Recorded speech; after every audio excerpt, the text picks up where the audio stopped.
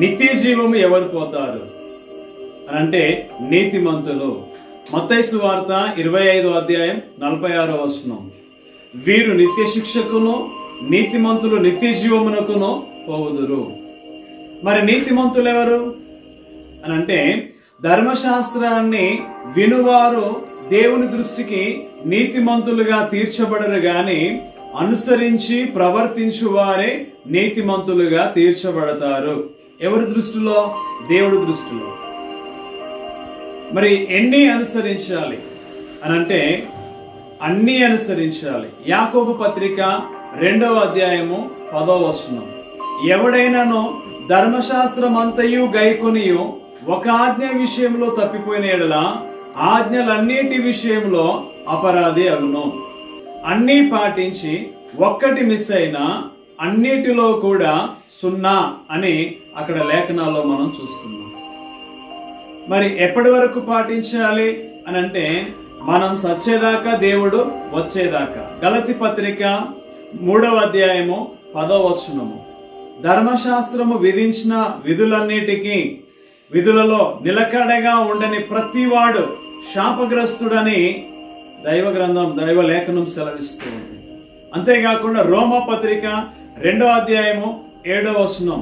సత్క్రియను ఓపికగా చేయుచు మహిమను ఘనతను అక్షయతను వెదకు వారికి నిత్య జీవం ఇచ్చును. అంటే మనం చనిపోయేదాకా, దేవుడు వచ్చేదాకా మనం పాటించాలి. ఒక్కసారి తప్పిపోవద్దు, ఒక్కరి విషయంలో తప్పిపోవద్దు, ఒక్క విషయంలో కూడా తప్పిపోవద్దు.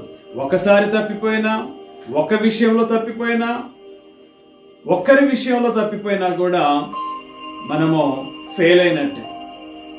మనకు ఇది సాధ్యమవుతుందా? మనము నెరవేర్చగలమా? మనం పాటించగలమా అని అంటే అసాధ్యమని అర్థమవుతా ఉంది లేఖనాలను గ్రహిస్తే. అసాధ్యము కనుకనే సాధ్యపరచడానికి యేసుక్రీస్తు లోకానికి వచ్చి ధర్మశాస్త్రం అంతయు ఆయన నెరవేర్చాడు.